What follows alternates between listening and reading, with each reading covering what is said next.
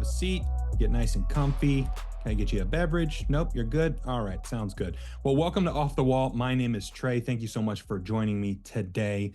I got a lot to get to, and we'll start with the IFL Week 5, a little recap of that, talk about some of the games that happened, talk about some of the teams that are looking really, really good, talk about some of the teams that are looking really, really bad, and talk about some of the teams that are somewhere in between. We'll also do a brief preview of Week 6 and what some of those games may look like as well. We'll talk about some of the AFL, the Arena Football League jersey releases that have been happening over the past couple of weeks, kind of give an idea of where they're at. And I know it's bad podcasting to talk about a visual, but that'd be a good excuse for you to switch over. If you're listening to the podcast, go over to the YouTube, check out some of the jerseys that we're talking about. That way you have an idea. I'll do my best to describe it with my words and give some lush color descriptions, but check it out on YouTube or check it out on some of the socials as well. I'm also going to do a little bit of a rant later. Won't go too off the rails, but it's about social media and how some of the teams use it or misuse it and what they can do to make things a little bit better. But speaking of social media, you can follow Off the Wall on Instagram, Twitter/X, and TikTok at Off the Wall FB, F as in foot, B as in ball, Off the Wall FB, posting lots of content on there. Got some different things we're doing on each of them. Getting the following count growing a little bit on each, slowly but surely. So we'd love for you to join the community and check it out. And we'll be diving in and doing some fun stuff on there over the next couple of weeks as we approach the kickoff of Arena Football League season and as we continue into the middle of the season of the IFL. So speaking of the IFL, let's dive into some of those games. The first game we're going to dive into was the Iowa Barnstormers at the Massachusetts Pirates. Massachusetts walked away with a 54-29 victory.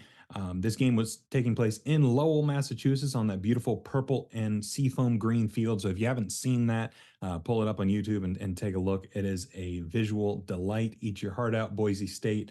But some takeaways from this game in particular, man, Massachusetts, they have a deep, deep roster. And they have a chance to, I'm not going to say they're going to go undefeated. They'll probably drop a game or two, but they have a chance to very easily go 14-2, 13-3 in this Eastern Conference. That's a little bit on the weaker side. When we look at the Eastern Conference, it's very top heavy. And part of the reason why it's top heavy is because Massachusetts is in it. They're sitting at 4-0 on the season. And the reason why a lot of the teams in the East are having a hard time getting started is because they've had to play Massachusetts. And an example of the depth that they have, this game against Iowa, their star running back, Jimmy Robinson, he didn't play. He was a little dinged up, so they decided to rest him. So they signed a running back named Tavian Thomas, and he came in, and naturally, what did the Pirates do? They decided to feed him the ball, and he got over 100 yards on the ground and 3+ touchdowns and caught another pass through the air and gained some yardage there. So they signed, I'm not going to say they signed this guy off the street, but they signed this guy not terribly far into the season, got him on the field, fed him the ball, and he was having himself a day against Iowa. And it's partly because of the coaching staff and the deep roster that Massachusetts has to support the new players that are coming in like that. And truthfully, their quarterback, Alejandro Benefield, didn't have to do much this game. He ended up taking a big hit later on in the game and ended up leaving the game, and the backup came in. But by that point, the game was pretty much in hand for Massachusetts. And when they have a running back like Tavian Thomas, who was doing the work that he was doing, all they really needed to do was feed him the ball and hand it off and let him go. And so Massachusetts looked great on defense. They looked really good on offense. Shout out to linebacker Calvin Bundage, making it happen. He blocked a field goal. He had a sack on the day. He was applying constant pressure to the quarterback, deflecting passes that led to interceptions. He was just a disruptive force playing sideline to sideline, and he was part of the reason why Iowa didn't score any points on offense in the first half of this game. An indoor football league team didn't score any points in the first half, partially because the Pirates were playing so well on defense, but partially because this Iowa offense is not good, if we're just being honest here. So kind of switching over to Iowa, tone's going to change a little bit. Not as much good news to speak on here, but if you're not in the city of Des Moines or the state of Iowa, I want you to just lower the volume on this right now. And it's just me in Iowa right now. I just need you guys to, it's just us. All right. You cannot let DJP start another game at quarterback for the Barnstormers. You just can't do it. It's not working this year. You're sitting at 0-3, scored 3 points combined over the past two first halves. And DJP is a great player. He has shown that in the past, but the coaching staff isn't doing him any favors with the play calling. He's not doing himself any favors with the execution of that play calling, and they just look like a mess whenever he's out there. Backup Kyle King came into the game in the second half, and then the offense suddenly showed some signs of life. They started driving down the field. They managed to get the ball into the end zone a couple of times. Now, take it with a grain of salt. The game was already pretty much in hand for Massachusetts by that point. So maybe their foot wasn't as on the gas on defense, but still, they showed signs of life in the second half with Kyle King at the helm. And I honestly think that has to be the direction they go moving forward. Just because the sample size of 3 games with DJP at quarterback, it's not been good. When Kyle King came in, he wasn't tucking the ball as much. He was going through some of his progressions. He had his green moments. He was by no means a perfect quarterback, but he at least showed some signs of life, and that's what Iowa needs at this point.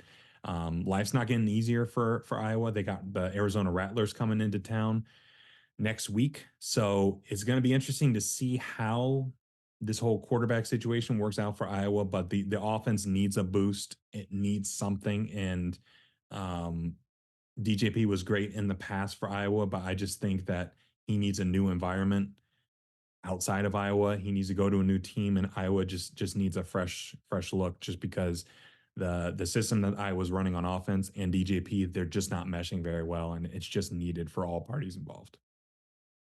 Moving on to the next game, we've got the San Antonio Gunslingers at the Vegas Nighthawks, and Vegas put a whooping on the San Antonio with a score of 66-44. So 110 points scored in this game. The over-under going in was 102.5, which is crazy to see on paper, but they managed to achieve it in the very last moments of the game to push it over. But Vegas, their bag on offense is deep. Jerome Johnson, when he's fully healthy and when he's out there, he looks great. He had 3 rushing touchdowns in the first half and then 4 passing touchdowns throughout the entire game.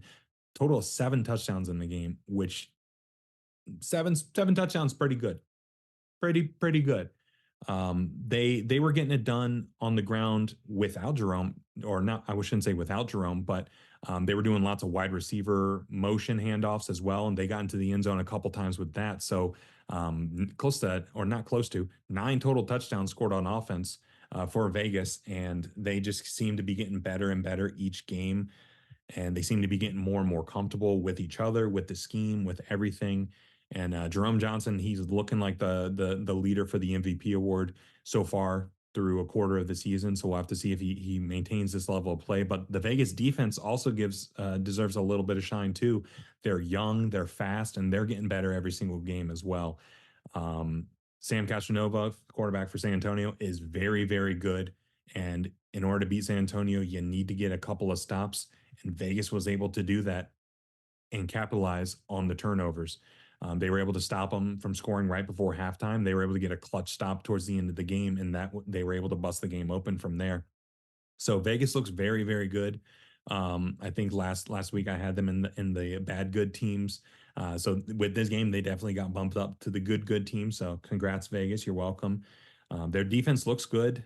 They're again a young, fast team with a lot of rookies on the defense that you can tell they're starting to figure things out and they're starting to get comfortable with where they're at.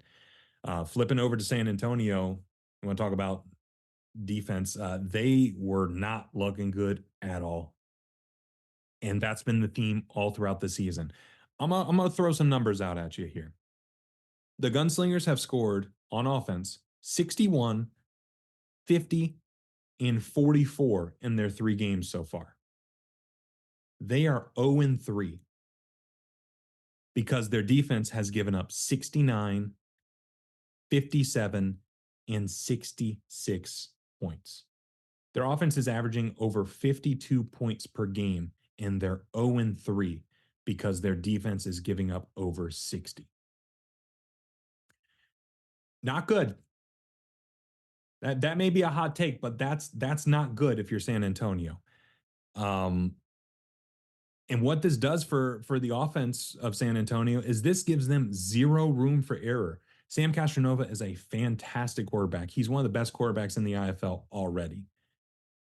He had over 265 passing yards. I think he had 27. He went 27 for 37 passing, 5 total touchdowns. He was doing everything that he could to keep San Antonio in the game. And ultimately, they got stopped twice by the Vegas defense. But that was all Vegas needed to blow it open because they scored 66 points on offense against the San Antonio defense that is on a historically bad pace. And so it's tough, man. Like San Antonio, they have what it takes to compete with any team on offense, but their defense is really holding them back. They started to look a little bit better at times when they started shuffling up some of the personnel on defense, but I don't know if it's like a philosophical change that they need to go through, a personnel change that they need to go through after week 1 on the coaches show. They said they were going to make some changes. Um, have they? Because the defense hasn't really gotten better. I mean, in week 2 they gave up 57 to Northern Arizona, but that was because Northern Arizona took their foot off the gas at the end of the third quarter and they just started running out the clock. If they stomped on the gas the entire time, they could have easily put up 70 or 80 on San Antonio just based on how that game was going. So San Antonio's sitting at 0-3. Vegas is sitting at 3-0. San Antonio, they can't afford to fall further behind if they're still wanting to make the season count and make a run in the playoffs. We've got 3 teams in the West that are 3-0 right now. San Antonio's sitting at 0-3. Each team has played 3 games with a couple playing 4, and they're already 3 games behind in the playoff hunt. So they got to get some things figured out on defense. Offense, if they keep doing what they're doing and make some adjustments and get more people involved, they'll be fine. But woof, that defense, man, that is not good. Not good at all. Next game we're going to talk about is the Quad City Steamwheelers at the Frisco Fighters. Frisco walked away with a 54-37 victory here to maintain their undefeated record. And some notes on this one: Quad City's quarterback situation is not good. It's not the worst in the league, but it's just not good. Their quarterback play has been a question mark for them all year. They alternated between a couple different quarterbacks throughout this game, trying to find a spark, trying to find something that works. But if you have 2 quarterbacks, you have none, and it kind of showed in this game. They had their moments where they looked good to okay, but overall they just looked rough from beginning to end. And when you play a team like Frisco, you have to be on your P's and Q's. You have to be on top of it. You can't be trotting out a quarterback hoping they can do something just because Frisco is too good on offense. They have a quarterback in last year's MVP, TJ Edwards. They have a defense that's very opportunistic and will capitalize on your mistakes. So you have to trot out your best performance, and Quad City just couldn't do that. And Quad City's sitting at 1-2, but they're in an interesting spot where their lone win came against Sioux Falls in each team's opening game. I believe it was in week 2. That game went to overtime and Quad City was able to hang on. Now, Sioux Falls couldn't get out of their own way in the first half. Every other snap, it seemed like, was on the ground or going over the quarterback's head. So you got to think, if Sioux Falls gets out of their own way and doesn't put that win on a platter for Quad City might be sitting at 0-3 at this point of the season, and that's not very Quad City of them to be in that situation. It's not a fun situation in Quad City right now.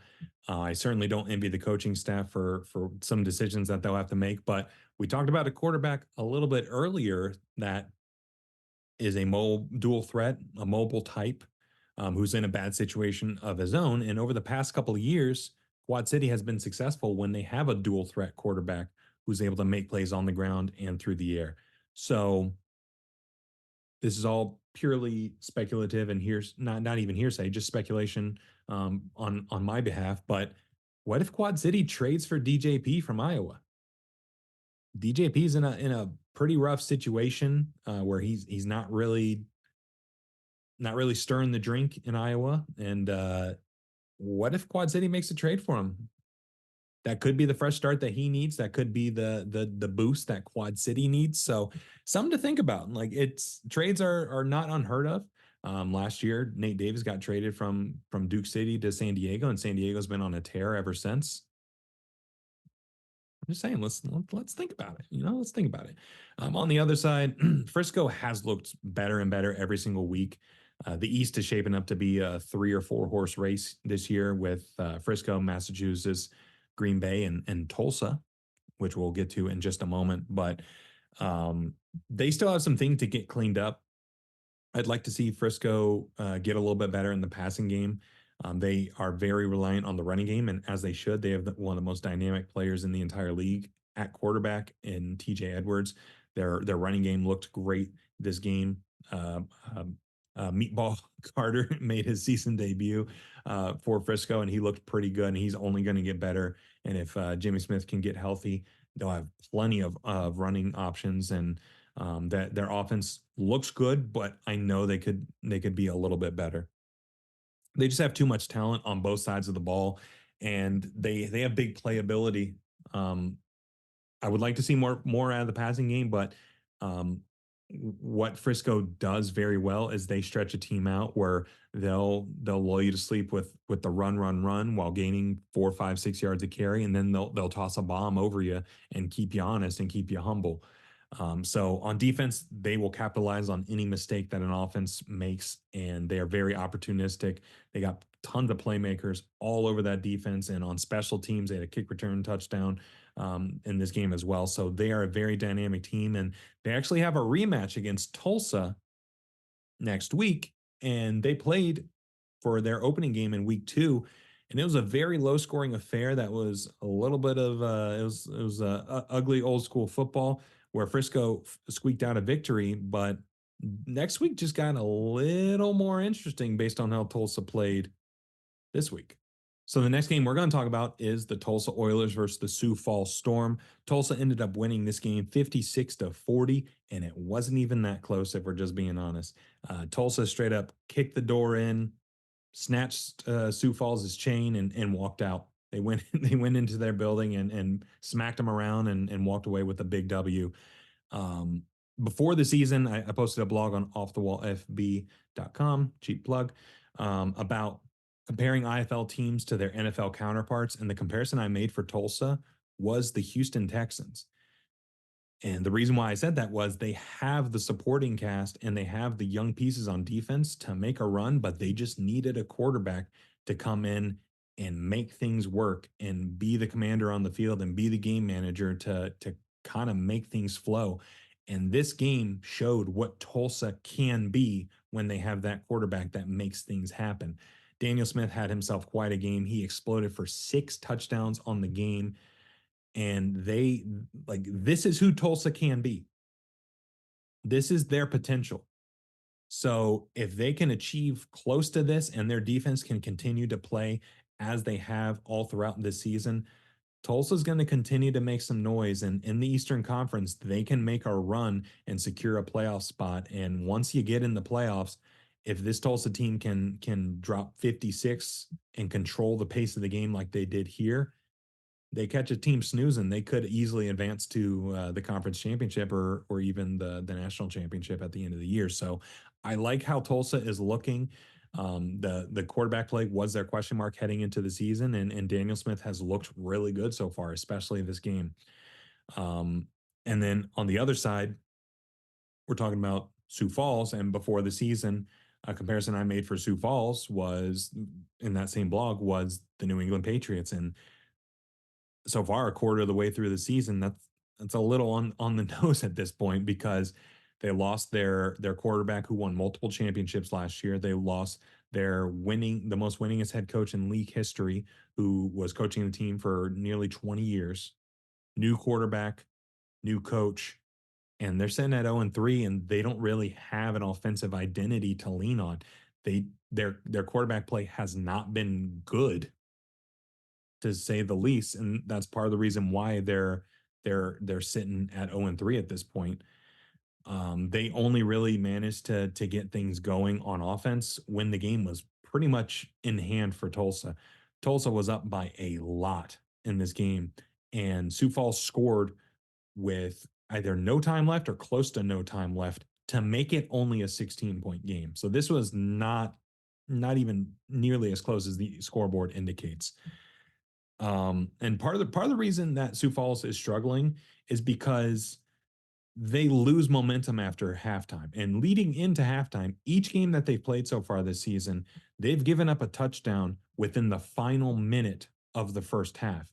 And that exact moment has been the pendulum swinging moment where all the momentum goes to the other team. And in the second half, the other team uh, separates themselves from Sioux Falls and or runs away with the game like Tulsa did here. So um, Sioux Falls has got to get off to a better start and control that momentum swing before halftime. And quite frankly, has to get better quarterback play all throughout the game. And a theme we'll see with a team here we'll talk about in a second is getting 4 quarters of football out of them. And we haven't seen that from Sioux Falls yet. First game, they had some opening game jitters that they couldn't get out of their own way, almost squeaked out a victory. This game, they just got dog walked the entire time. Um, it's just a tough spot in Sioux Falls because that fan base is so used to winning and so used to having a successful a regular season campaign. I haven't fact checked this. I probably should have, but I think this might be the first time they've ever started 0-3. So they are in uncharted territory right now, and they could be another team that could use somebody like a DJP from Iowa to kind of give them a boost, kind of give them a fresh start. I liked what Billy Hall at quarterback was doing in the game against Massachusetts, but so far as a total sample size, this offense and this quarterback play just isn't it. But the season is still young, still got plenty of games left, but hopefully they'll be able to get things figured out, and that fan base will be able to enjoy some good football in the near future. But yeah, Tulsa just kicked the door in, smacked them around, and left. It was not even close. The next game we're going to talk about is the Bay Area Panthers versus the Tucson Sugar Skulls, and Bay Area walked away with a 44-31 victory here. And this is another game that it really wasn't even that close. Bay Area's defense looked outstanding during this game. Tucson came in averaging 50 points a game. They held them to 17 through 3 quarters of play. That Bay Area defense led by Rob Keefe. If you know, you know. They were nasty and disruptive all game long, and whether it be sacking the quarterback, blocking field goals, being disruptive in the passing game, disrupting the flow of the running game that Tucson so heavily leans on, they looked really, really good, and it's almost not fair that Bay Area is so good after they reloaded like this. On an interview on the fan show, great show, go check them out. They were interviewing the head coach of Green Bay, talking about coaching staffs in the IFL, and they talked about the Bay Area coaching staff being a cheat code because they both on the offensive side and the defensive side, they have head coaching experience in this league, and they bring such a rich experience of being a head coach and being an assistant coach that they're able to get the absolute best out of their players, and they know the indoor and arena game inside and out. And this was just another example of that, where they're able to get the best out of their players no matter who is in the game. They had a switch up at quarterback in the second half. Backup Felix Harper came into the game, and he provided a little boost to the Bay Area offense, running for 3 touchdowns and throwing a bomb to JT Stokes that looked really good. So he looked great in the game, coming in relief for Daquan Neal. And they just continue to be the class of the IFL, and it's it's a little ridiculous. It's a little unfair. And quite frankly, I don't know why we stand for it as a fan base of the IFL. On the other side, Tucson, hand up. I might have drank a little too much of the Tucson Kool-Aid after their performance last week, or was it last week, 2 weeks ago? Their last performance against Duke City. I might have drank a little too much of the Kool-Aid. That's on me. That's my fault. Um, much like Sioux Falls, I really want to see 4 quarters of football out of Tucson against a good team. And we talked about some good teams and some good teams. I want to see the 4 quarters of good football against one of those teams before I take another sip of the Sugar Skull Kool-Aid. And they're in a tough spot because it seems like they can beat up on some of the lower teams really good, but when those better teams come to town, looks a little dicey. So this, I think this could be a wake up call game for Tucson. I think they'll be fine moving forward, but again, they're in the Western Conference. In the Western Conference, you cannot afford to fall too far behind just because every single team in the West is a good team in some capacity. So any team in the West, if we go straight down the line, number one team in the West versus number one team in the East, number five team in the West, number five team in the East, number eight team in the West, number eight team in the East. The West is by far the better conference, and that's that's like an indication that Tucson's got to get their act together and got to get it together fast, which I think they can do. But yeah, we just need to see 4 quarters of full football out of them, and um, hopefully they'll be able to get it done. But they have a quick turnaround. They have a game against San Antonio, so we're talking about a rebound game playing that San Antonio defense. That could be what the doctor ordered for Tucson. But they'll have a quick turnaround on. They'll play on Thursday night, so they'll have to have the memory of a goldfish. Shout out to Ted Lasso. Almost forgot the name there. Have to have the memory of a goldfish and leave this game behind them and just do what they can do. And they should be fine, but I'm not going to be sipping the Tucson Kool-Aid until further notice. Then the last game of the slate here, we've got the San Diego Strike Force versus the Arizona Rattlers. San Diego walked away with a 55-45 win. This game took place in Arizona, so a great road win for San Diego. San Diego faced a bit of adversity in this game, and they didn't flinch at all. Their quarterback, Nate Davis, got hurt early, got pulled from the game. During the broadcast, they mentioned that it was probably broken ribs based on what Nate was saying and the San Diego sideline was saying. But San Diego brought in a new quarterback, and they didn't flinch, like I said. If you look back at each game that San Diego has played, game one was a very defensive battle, leaned on the running game, low scoring affair. Game two, Nate Davis threw 9 touchdown passes in a shootout for San Antonio. Game three, Nate Davis got hurt early on. They had to pivot to their backup quarterback, Rudy Johnson, who is a very different quarterback than Nate Davis. Nate Davis is probably the best pure passer in all the IFL. Rudy Johnson is not a little more athletic, a lot more athletic than Nate Davis, and brings that ground element to the game. So they started the game with Nate Davis at quarterback. He got hurt. They brought in Rudy Johnson, instantly changed how this offense works, and it honestly couldn't have happened against a better defense. For San Diego's sake, Arizona's run defense is staggering how bad it is. They're giving up 122 yards a game, which in the indoor game is insane. That's 30 yards more than any other team at this point through the season. But before we dive too far into Arizona, a few more points on San Diego. San Diego's running back, Chance Bell, he looked very good during this game. He had 3 touchdowns and over 70 yards on the ground. He looked explosive when the ball was in his hands. And his explosiveness combined with Rudy Johnson's ability to pull the read option and make Arizona pay. Arizona went from an air raid style offense to a read option ground and pound style offense with the occasional pass over the top. And they did it seamlessly. So shout out to the coaching staff of San Diego, who was able to pivot and make the adjustments necessary and make the play calling adjustments to get the best out of the players on the field at that given time. And I would be remiss if I didn't also mention the San Diego secondary as well. They deserve a huge shout out. They were disruptive all game and made life very difficult for the Rattlers offense. And it came to an apex towards the end of the game where they were able to get a game clinching interception and run it back the entire length of the field for a touchdown to put the game out of reach. So big shout out to San Diego's secondary. Big shout out to Chance Bell at running back and Rudy Johnson at quarterback for San Diego, stepping in and stepping up. Now, on the other end of it, Arizona's defense, like I said, Arizona's run defense is very bad. They've been very bad all year. They got gashed on the ground by the backup quarterback and backup running back of San Diego. And they got caught with their pants down multiple times throughout the game, not just on the ground, but through the air as well. So, like, they're just in a tough spot. And one play I also wanted to mention is there's a highlight on the Indoor Football League's Twitter and Instagram page.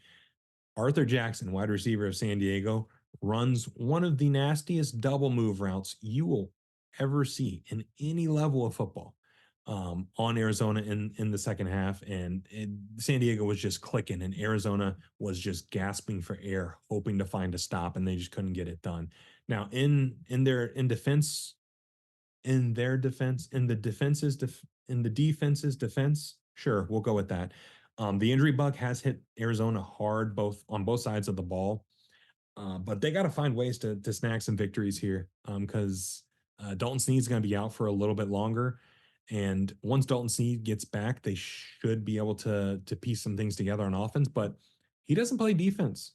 He's not a big defensive lineman that's going to stop the run. So the defense has to find some answers, whether that's through the scheme, whether that's through individual players, swapping people out, signing some people. I don't know. Something's got to change. Um, Lucky for Arizona, they play Iowa next week, but lucky for Iowa, they play Arizona next week. So it's going to be an interesting dynamic where we have a defense that's really struggling versus an offense that's really struggling. So we'll see who comes out on top. But as we've touched on with some of these other teams, the Western Conference is very, very good, and they are stacked. And we've got multiple teams that are sitting at 3-0, and Arizona just fell to 1-2. So they got to get things figured out, and they got to start stringing together some wins very quickly if they want to have a chance to make the playoffs in the West.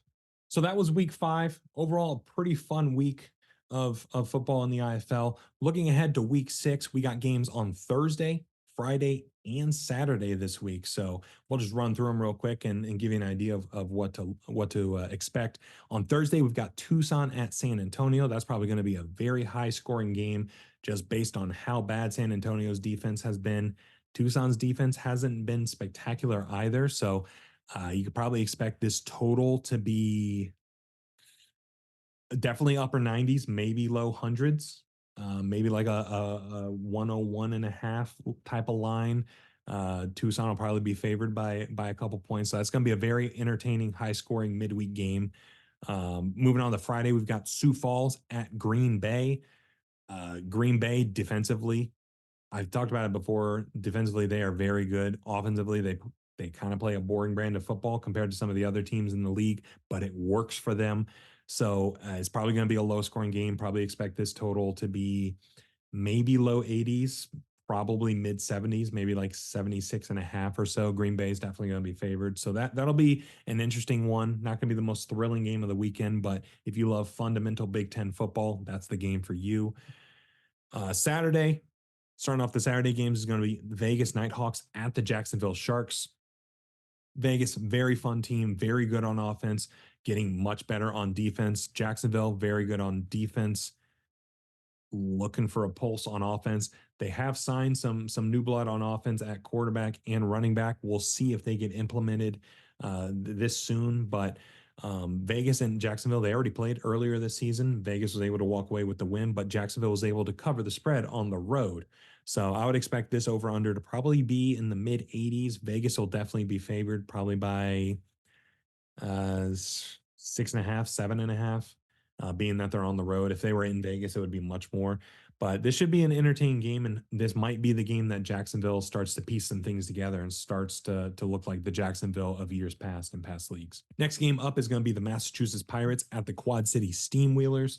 Massachusetts, is one of the deepest teams in the league, and Quad City is looking for answers on offense.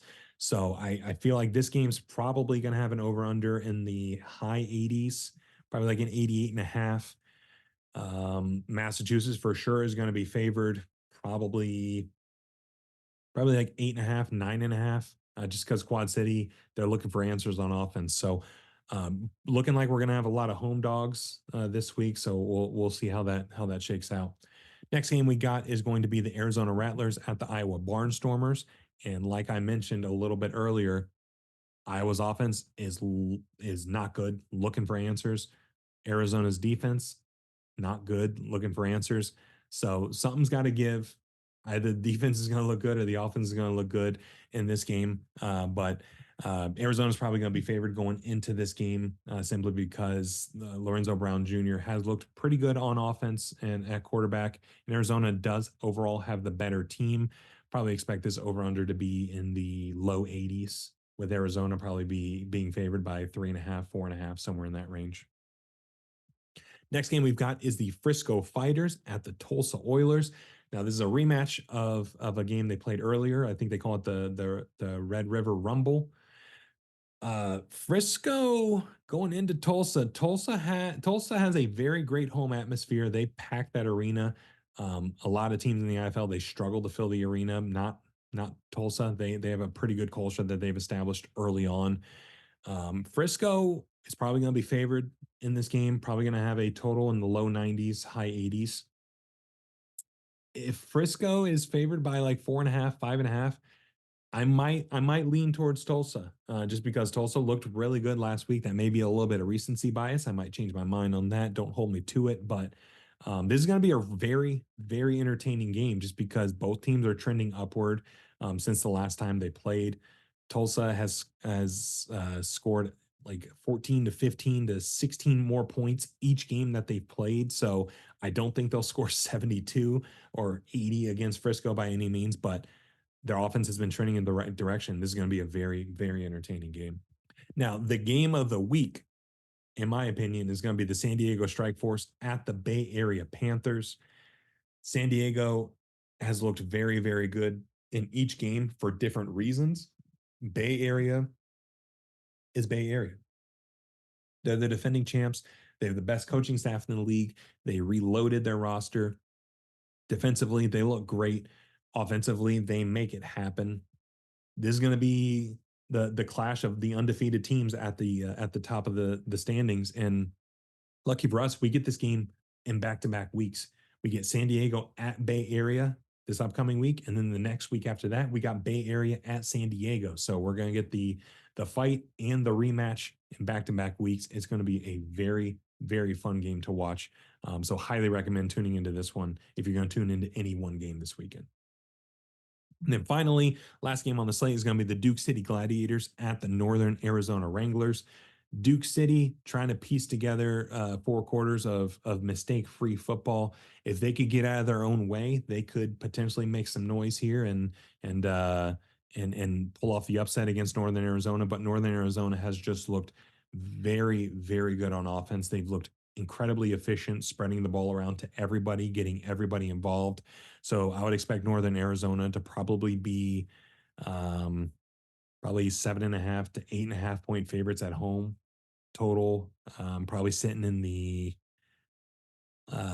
mid 80s, 85.5, somewhere around there. I just realized I didn't give total predictions on San Diego Bay Area. Going back to them real quick. San Diego, I would imagine Bay Area is probably going to be favored by 2.5, 3.5, just because they are the home team. They are the defending champs. This over-under is probably going to be in the high 90s, 97.5, 96.5. I think it all depends on the health of Nate Davis. If he's in the lineup, we could see an air raid attack that pushes it over the 90 plus that this line should be. But we'll see how it shakes out. But Bay Area is definitely going to be favored, and this is going to be a great game. All right, so we touched on IFL Week 5 recap. Week 6 little mini preview, guessing what the totals and all that is going to be. AFL, pivoting over to that. AFL teams are all in training camp this week, last week, starting to ramp up towards the season kickoff in a couple of weeks. But Don't really have a ton to touch on just yet. Rosters haven't really been finalized. They gotta make final cuts, so it's hard to make educated guesses on where teams will go or what teams will do what when. But what we do know a little bit about is some of the uniforms that have been released. And so, like I touched on earlier, might be poor podcasting etiquette to talk about jerseys and talk about something that's so visual, but that's a good excuse for you to go check out the show on YouTube. So Off the Wall FB, F as in foot, B as in ball on YouTube. If you're listening to this on podcasts, go check it out. So first team we're going to look at, we're going to go in order of the teams as they were released. So a few weeks back, the first team that was released was the Philadelphia Soul. If you're watching on YouTube, probably going to put it like right here. I'm doing something with my hand if you're listening on podcasts. I don't know. We'll see what happens. But the Philadelphia Soul got a white helmet, baby blue jersey, white pants. This was a pretty good debut for the AFL jerseys. For the most part, the response was like, "All right, let's go." From the people online, it's a legacy team. It's a different look than what the legacy Philadelphia Soul looked like towards the end of the Philadelphia Soul's tenure in previous iterations of the AFL. The jerseys got a little corny, a little over the top, but I think this is a clean look for Philadelphia, and for as much flack as the franchise of the Philadelphia Soul have gotten for their, I don't want to say active participation, but their maybe participation in social media and all that stuff, they're going to look great on the field. And next team that unleashed their jerseys was the Orlando Predators. So Orlando Predators, throughout their entire 30-year history, they've always had black helmet, black jersey, black pants, and they ended up getting the same exact thing here. It looks pretty good, but something you'll notice with all these jerseys is that they go through the same provider. That's fine, but it looks like for the most part, all the numbers are the exact same font. The template for the jersey for the most part is just about the same from team to team. It seems like as a whole this is a very low cost focused effort, which was a little sad because like part of the appeal of arena football in years past was like the jerseys were over the top. They were like they were non-traditional color schemes and non-traditional team names, and everything was just unconventional. So it's not ideal that some of the jerseys are so plain, but for the Predators in particular, I think they nailed it. They didn't have to reinvent the wheel here. Again, black helmet, black jersey, black pants, red accents, white letters. That's Orlando Predators football. And they didn't need to do anything more than that. So I think they nailed this one too. Where it starts to get a little dicey for me is the Albany Firebirds. Historically, the Albany Firebirds were a team that had black, they had orange, but they featured the orange very predominantly. And for this in particular, they went all black, black helmet, black jersey, black letters with an orange outline, black pants. It just doesn't look great. If you're an Albany fan, you might love it. You're like, heck yeah, blacked out. Yeah. Um, Everyone else doesn't like this. Sorry to break it to you. But yeah, it just doesn't make sense. You don't need another team being all black. You can that's not to say the Predators have the rights to a black helmet and black pants and black jersey. That's not what I'm saying. But if you do it the right way, it looks good. And it just doesn't. It doesn't look great. Moving on to the next one, we got the Southwest Kansas Storm. This was very similar to the Philadelphia Soul in that they have the white helmet, the bright colored jersey, and the white pants. The Southwest Kansas Storm, it's a purple jersey with blue accents on the shoulder pads, and their logo on the helmet is probably one of the more unique ones in all of arena football. It's like a tornado holding a thunderbolt that's neon green, and it's a purple and blue uh, logo, and it's very interesting, very unique. But would have been interested to see if they could have gotten some of those green elements into the jersey itself. But I think overall it's a clean look and it's going to look very good. It's going to pop on television on the broadcast. So I think they did a very good job with Southwest Kansas. Moving on to the Nashville Cats, we have another all black jersey combo, black helmet, black jersey, black pants with blue letters or blue numbers and a yellow outline. It just doesn't make sense. You don't need another all black team. Like black helmet, black pants, black it doesn't make sense for the Nashville branding in particular. All the teams in Nashville have yellow, or most of the teams in Nashville, sports teams have a yellow accent, and they have the same yellow accent in their new logo. So why not utilize that? The Nashville Predators, they have the yellow jerseys. The Nashville SC, the MLS team, they have yellow jerseys. Why not lean into the yellow that the team or that the city already embraces, and it's already a part of the team's or the city's culture in terms of sports? Why not lean into that more? It just, we don't need another black on black on black combination here. It's just not necessary. So I think it's an L that they took there, with Nashville in particular. But moving on to the Georgia Force, black helmet, blue jersey, black pants, with black numbers and a white outline. I think this looks pretty good. Um, I think part of the reason why it looks pretty good is because it came after so many black on black on black combinations. So I think we were just like, oh yes, finally something different. So take that for what it is. But I think overall the Georgia Force jerseys look pretty good. They have a white accent on the shoulders to kind of break up the blue. So it looks pretty good. And much like the Soul, they've kind of had a bit of a turbulent off season. Hasn't been as smooth as they would hope going into the season, but jersey wise, they're going to look good. It'll be interesting to see if they have an opportunity to wear these home jerseys because they're not playing any home games. So yeah, I don't know when they wear these home jerseys at any point, but well, I guess we'll see. I don't know. Next up, we got the Minnesota Myth. These are probably one of my favorites, just because, like I said, it is a switch up from the black on black on black from the other teams, and it's a black helmet with a bright orange jersey and a bright orange pants. This is going to absolutely pop off the screen on national television when they do play those games. Um, it looks good. It looks really good, and overall, like I said, this is probably one of my favorite combinations, and I think they really crushed it.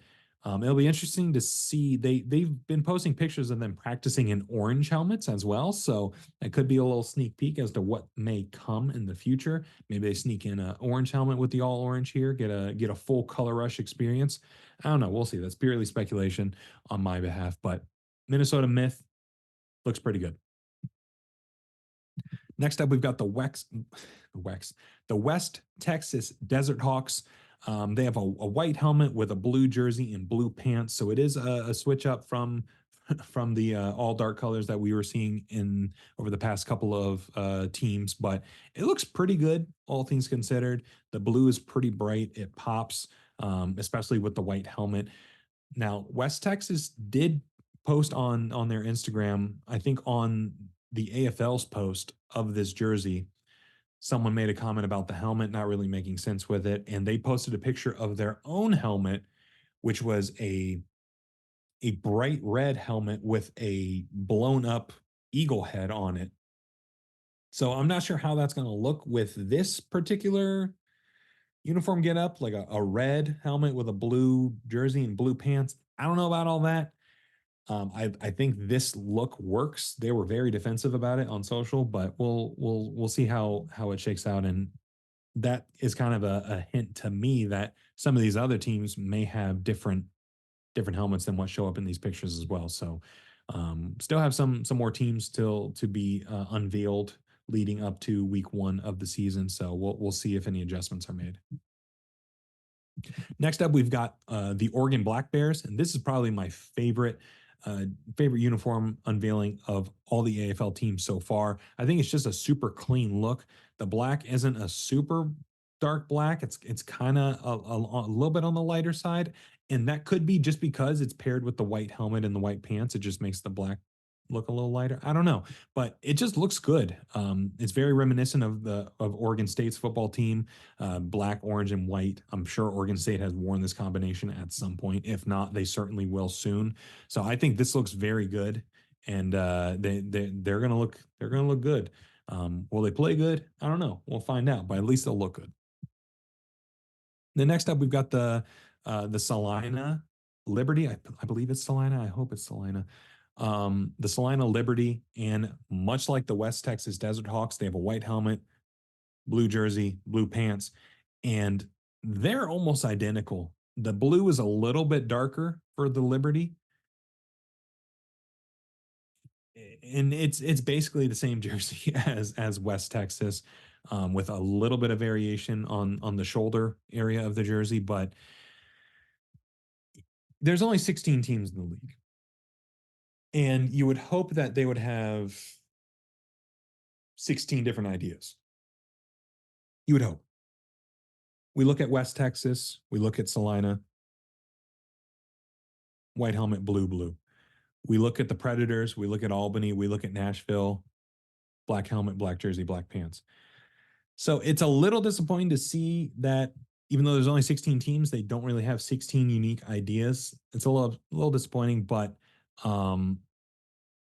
luckily I don't think they'll ever have to wear I don't think West Texas and Salina will ever have to wear the blues against each other. So that's fine. It is what it is. But I think it's just arena fans in general just being a little snobby. If we're just being honest, I'll admit it, I'm being a little snobby when it comes to these things. But we, I guess, yeah, I think we as a fan base of the game and of the league, we just want it to be the best that it can be. So when it comes out a little flat, it is a little bit disappointing. But in the end, it's not going to impact how the league performs or how the league does, and by any means. And then the final team that was released earlier today is going to be the Washington Wolfpack. And this one's pretty good. I saw it was receiving some slack on or I should say receiving some flack on Twitter and on Instagram. I think it looks pretty nice. It is a black helmet, black pants combo, but I really, really like the I don't know if it's a teal, I don't know what you would call the color, but it's like a 90s Charlotte Hornets bluish green with the purple accent. And now that I look at it, that is exactly what they did. They just scooped up the Charlotte Hornets color scheme from the 90s. But I think this looks pretty good compared to some of the other teams in the league. So I like hats off to the Wolfpack for having something that looks this nice. And Washington versus Oregon, the old Battle of Cascadia, whatever they end up calling it. It's going to be a good uniform game, no matter what they wear, just based on how each of them look so far. So we got 5 more teams still to be unveiled in terms of the uniform reveal. So I think we'll get some good ones. Probably, like, statistically, we'll probably get a bad one mixed in there. But once all 16 have been unveiled, we'll circle back to this and kind of give a power rankings. I don't know if we'll do it on the pod because it feels weird given descriptions of uniforms on the podcast for the listeners who are just listening, doing some work on the old computer, doing some photo editing, doing some tweeting, whatever you're doing. But yeah, we'll revisit this once all 16 teams have had theirs unveiled. Definitely post a blog about it and on offthewallfb.com to check that out. And so yeah, those are the uniforms that have been unveiled for the AFL so far. Now, for the final segment, portion, whatever you want to call it, of the podcast today, I know I mentioned earlier I'm going to go on a little bit of a rant. Rant might be dramatic, but I don't know. We'll see how this goes. And it's in regards to how IFL teams and how AFL teams utilize social media. There are 16 teams in the IFL. There are 16 teams in the AFL. That's 32 total teams. Of those 32 teams, I would say there's maybe 10 that do social media good. And I use that term very loosely, good. Some teams use it exceptional. They do an exceptional job. They create very, very good content, crispy content that they create YouTube series. They create great content for Instagram, Twitter. Like, they create platform specific content. You could tell that they dedicate resources to it. And on the opposite end, you can tell that it's such an afterthought for a lot of teams out there. And that's so disheartening to see as a fan of the game. Starting in the IFL, the IFL is in full swing. we're entering week 6 of the IFL. And starting with the broadcasts themselves, the broadcasts have not been great for the IFL. There's been at least 10 different broadcasts that have had either visual or audio issues throughout the games. And it's like, guys, we're heading up on week 6. We got to get this stuff figured out at this point. But it's difficult to get an instant replay in some venues of a really good play that just happened. If you get an instant replay at all, it's a blessing in some of these venues. But then the only people, or the only accounts I should say, that are posting highlights or posting these things that are happening is the Indoor Football League's official Twitter account and the official Instagram account. That's fine. If they have a league-wide mandate that the highlights have to flow through there, I get it. You want people feeding into the league Twitter, the league X, league Instagram itself to get the goods. I get that. Fine. But what I don't get is the lack of content on social media throughout the week in between games. The only time you ever get any content from the Indoor Football League's Twitter page or Instagram page is when they're posting highlights or they're posting like the betting lines for the week, or they're posting the pregame graphic. That is it. That's all you get. The IFL prides itself on being a league of development and getting players to the next level. If that's the case, why are we not creating content that showcases the young talent that you have? Chance Bell, running back for San Diego Strike Force, he just had an incredible game, scoring 3 touchdowns, looked dynamic anytime he touched the ball. Besides the initial highlights, we're not hearing or seeing anything that's highlighting that performance. We look at players from the past. RZ McCorker, week 1, he was explosive, had 2 kick return touchdowns. You really didn't see much other than the initial highlight that was posted. We're not seeing interviews with these players. We're not seeing backstory. Like, part of the reason why this is going to be a very broad leap, so work with me. Part of the reason why people love the Marvel Cinematic Universe is that they know the characters. They know the backstory. They know where these people are from. They understand why Tony Stark is the way he is. They understand why Captain America is the way he is. They understand the nuances of the characters, and they understand the story behind them. We don't have any story at all on some of these players that are the stars of the league. And it's like there's just so much opportunity for the league to capitalize on it that they're just not taking. Now, this is me speaking totally blind to it. I don't know the inner workings of the IFL. I'm not going to pretend that I do, but it just seems like such a missed opportunity, because when you develop these personal connections with players, you get to know the backstory. That's how you get people in the building at these games, because they want to go see their favorite players. They want to go see, oh, Chance Bell was electric. I want to go see that guy when San Diego comes to my town. Oh, RZ McCorker, he's electric. I want to go see that guy when Northern Arizona comes to town. Or if I live outside of Friscot, I want to go see RZ McCorker live. That's how you get people in the building. I think the IFL struggles with attendance in some of these places because of the lack of effort that goes into some of the social content that will drive people there. So it's frustrating as a fan, because I want this league to be successful so badly. I want all arena and indoor leagues to be successful very badly. But they're not doing themselves any favors with content like this, and with promoting the players and promoting the stars of the league that are making these over the wall grabs, that are busting out these 30-yard touchdown runs, that are getting these pick sixes and run the opposite direction.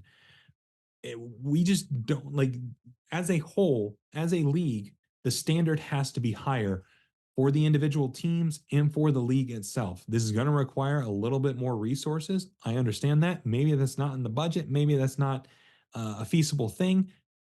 So be it. But in order to take the next step and continue to grow as a league, you need to elevate the people that are making it happen. You need to put these players on a pedestal that are performing great week in and week out, and they're putting on these highlight plays.